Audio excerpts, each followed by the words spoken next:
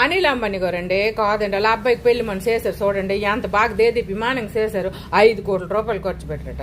అదేటండి 5 కోట్ల రూపాయలు ఖర్చు పెట్టి వాళ్ళ అబ్బాయి ఒకడికి పెళ్లి చేసుకుని బదులు కాదండి చూడండి పాపం చదువుకున్న వాళ్ళు ఉంటారు ఇలా ఐఏఎస్లు ఇలా అందరూ అంటే డబ్బున్న వాళ్ళకి డబ్బు లేని వాళ్ళు తేడా మరి వాళ్ళకి చదువు జ్ఞానం ఉంది డబ్బుకి జ్ఞానానికి తేడా.